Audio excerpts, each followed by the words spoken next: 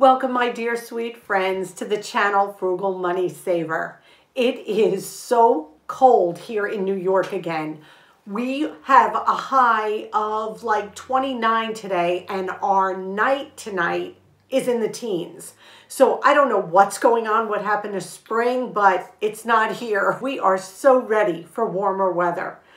Today's video, I can't wait to share with you. I thought it would be kind of fun to look at our average meal plans today and what the meal plans were like in the 1940s when rationing was going on, things were in short supply. How did the menus differ? We want to share that. I have a small grocery haul I want to share with you. And then we are going to make a recipe from the Alice Bradley menu cookbook from 1944. Basically using just items that we have in-house. My name is Emmy, my husband is Paul, and we are an early retirement, debt and mortgage-free couple living in the state of New York. And basically, we show you how to live a full, abundant life, spending less money. First thing I want to do is show you our small grocery haul, because our grocery hauls have changed so much. We keep a stocked freezer. As you know, our pantry is stocked. What we are shopping now are loss leaders, things that are really good prices that we continue to build our stock with. And this is so important right now. As I have said in earlier videos, we need to keep food in the house. We don't know what's coming down the road. And it's always better to be prepared, to have some surplus, to have some extra. And that's exactly what we do with shelf-stable ingredients, like you'll see in this haul, some canned goods, and anything that is reasonably priced that we can put in the freezer, things like that. So first off, let's get to the food haul. The first item I want to show you is 18 eggs. One of my dear friends went to Walmart and they were selling 2 cartons of 18 eggs together, which were 36 eggs. They were bundled together for $1. I saw her the other day and she's like, Emmy, I am splitting these 36 eggs with you. So here's 18. It was a gift. She's a blessing. 50 cents she paid for 18 eggs. So for the 2 of them, it was $1. That's just amazing. All the rest of the items come from ShopRite, and we literally went just for the loss leaders again. We picked up 6 cans of the whole kernel corn, no salt added. They were 50 cents a can, but you had to buy 6 to get the 50-cent price. I also bought 6 cans for $3 of the cream corn, because that's just such a great deal. Then they had 20 of the Kodak batteries for $2.99. That is just such an amazing price. I mean, they may not be top quality batteries, but for like remote controls and clocks, absolutely perfect. Then all Purdue poultry was on sale 40% off. Score! I wanted wings. Oh, they were still like $3 a pound for chicken wings. I'm like, I can't justify that. I just can't. I don't know. But they did have my favorite whole young chickens. So we got 2 of these and they will go right into the freezer. I picked up sugar. I did not need it, but with everything going on, I figured it was on sale, 4 pounds for $1.99. I would get it and just put it away. The Tutarosa tomato sauce. I tend to get things no salt added. I like to add my own seasonings. I like to be in control of how much salt goes in an item. So what I will do is get the no salt added, and then I will salt to taste, because I'd rather have to add salt than something be so salty I can't even eat it. So these are great to have. They were 6 cans for $5. Then puff pastry. These were going for $5 a box. They were $1.50. 2 for $3 of the ShopRite brand puff pastry. Now I use these on top of chicken pot pie. I make cookies out of these. I make hors d'oeuvres out of these. And with Easter coming up, I couldn't pass that up. There's 2 ready-to-bake sheets in each box. So that is it. Just a simple, small haul of some really great stock up prices. Total for these groceries, $32.69.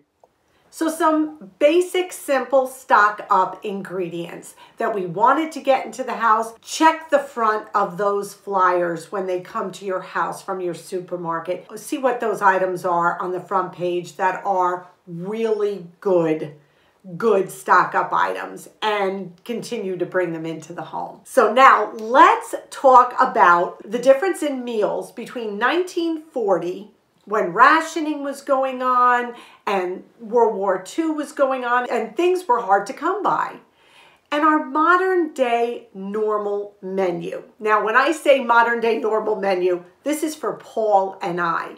Yours may be completely different, and we're going to get to that. But I compared to how Paul and I eat like on a regular day and how they ate in 1944. Because I am getting this from the cookbook, the Alice Bradley Menu Cookbook, circa 1944. I just want to talk about what I saw as I was looking at these menus. Number one, a ton of variety of food. Every day, there were so many different types of food. A big emphasis on vegetables. Why? Vegetables were one of the items that there were no restrictions on. You could have as many vegetables as you wanted, and even encouraged to grow that victory garden, to grow your own vegetables. So you're going to see a pattern with fruits and vegetables. The other thing I noticed was that these meals were huge. Now, the portions probably were smaller, but like I said, the variety was very large for every meal. I mean, their lunches were equivalent to what we'd eat for dinner most nights. The servings were for 4 people, I noticed. I think it was more the variety of foods at every meal.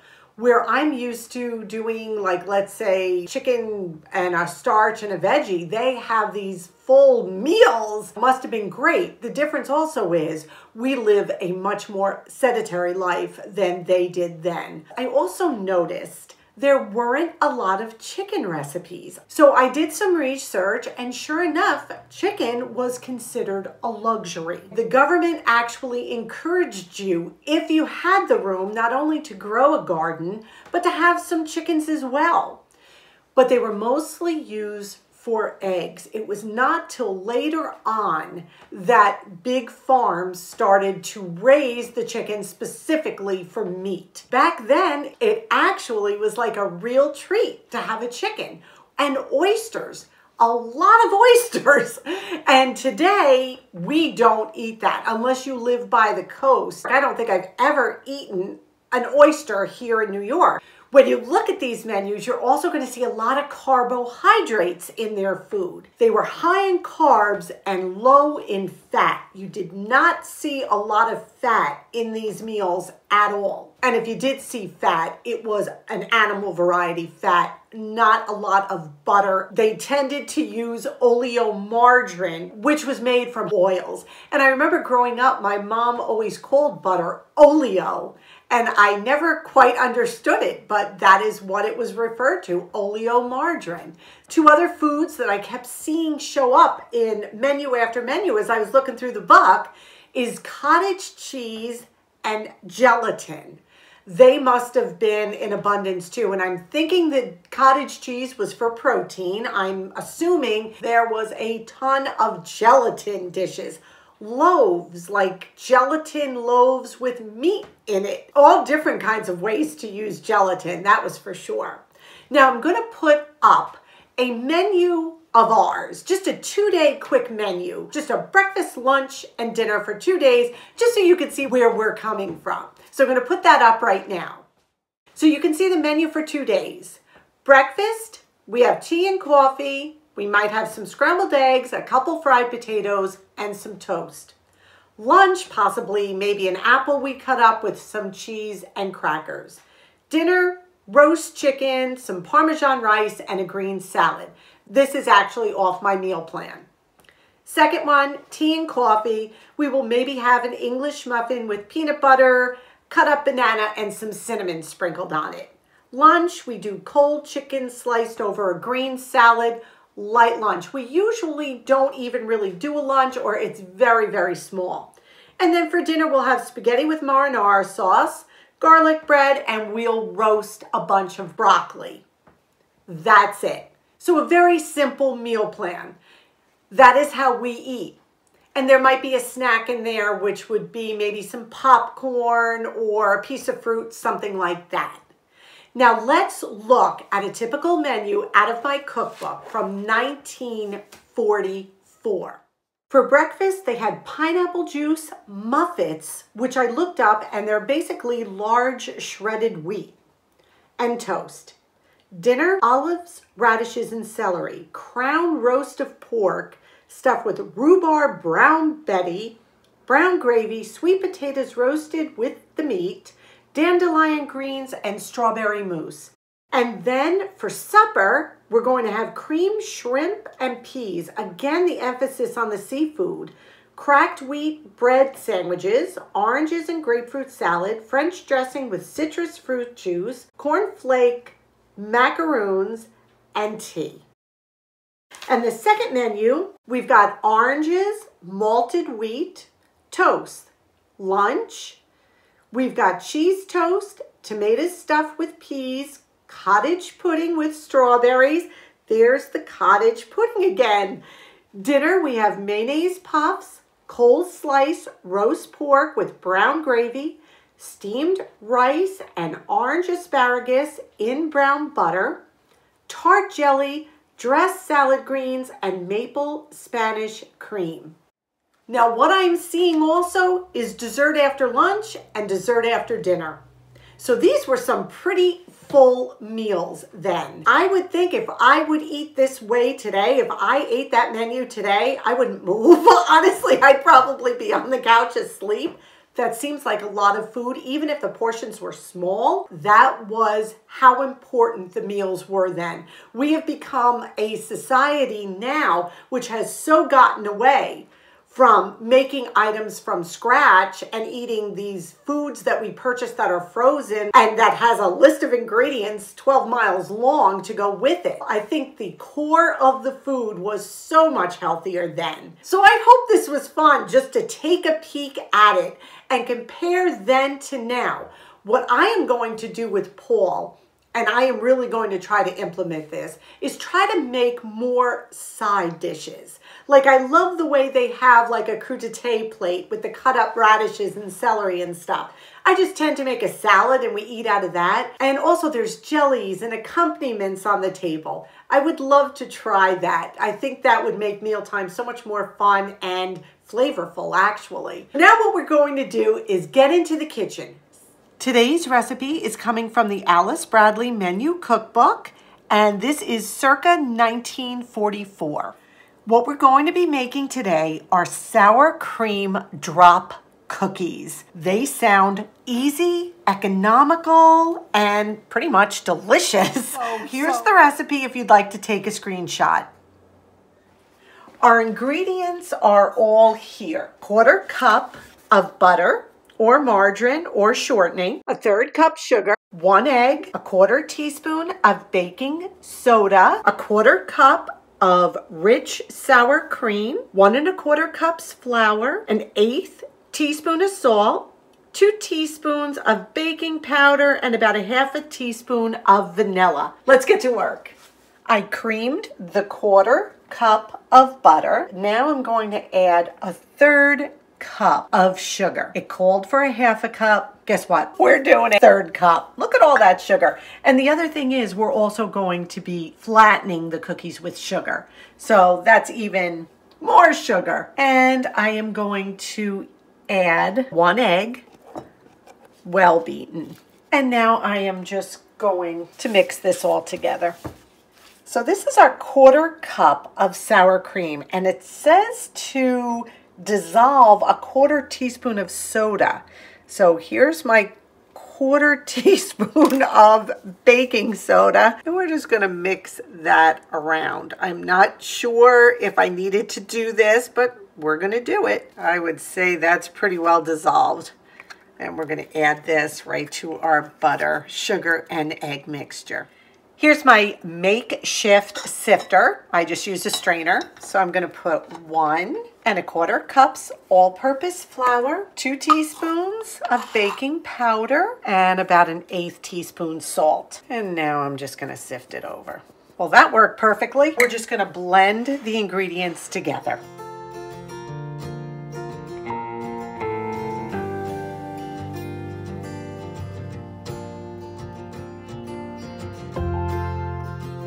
And we're going to add about 1/2 teaspoon of vanilla. I don't know why it said to do this at the end, but I am following the recipe. It says to drop by spoonful onto a greased cookie sheet, but I am using my baking mat. You can use parchment paper or grease your sheet. It says spoonful. I'm assuming it's a teaspoon. With these cookbooks, sometimes the recipes are vague and we just have to use our knowledge of cooking to get us through. And remember, as with any older cookbook, you must follow today's modern food safety, prep, and storage. Now it says to either flatten with a wooden potato masher or bottom of a measuring cup dipped in cold water or sugar.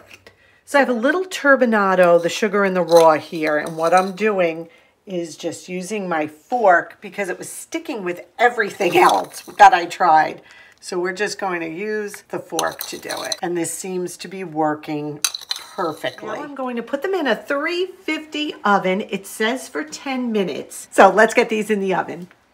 These cooked for 10 minutes, so the book was right on the mark. They smell so good. I'm gonna let them cool for about 5 minutes or so and then transfer them to a wire rack to cool completely. Here they are cooling on the wire rack. Look at the bottom of these cookies. Perfection. I'm gonna go call Paul in from outside to try one. I just called Paul in to be my taste tester. Go ahead. Okay. Got to see what's going on here. Look at this. You want some? You can't have that. That's sugar. Wow, it's very light. It's sweet. It has similar flavor of a sugar cookie, but it's like a cake. It's fluffy inside. Really? Yeah, it's very good. Yeah, it's delicious. I can't wait to finish these off. You got the sugar right by cutting it back because it's sweet, but it's not overly sweet, so it makes it delicious. Look at that. It's beautiful. Yay! Good job. Thank you. Okay, I just tried one. They are literally like air on the inside. I have never had a cookie like this. I'm not kidding. They are so good. Please give this one a try. I want to thank you for spending this time with us today. The question of today is, how many side dishes do you serve at a meal?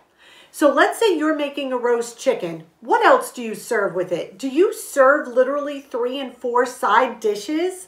I mean, maybe I am doing this all wrong, but I don't know. I'm wondering if we're almost eating too simply. I don't know. Maybe I need to jazz up mealtime. So please share it with us, share it with our viewers. How many side dishes do you make to go with a meal? So thank you so much for being here. If you don't follow us on Instagram, head on over to Instagram. It's one word, Frugal Money Saver. This way you can get a peek into our lives on an everyday basis. And we're always sharing kind of fun stuff over there. We ask that you give this a big thumbs up, subscribe if you haven't, and don't forget that comment. We ask you to stay well. We ask you to stay safe. Remember, we love you, and above all, we wish you blessings. Until our next video. See you soon.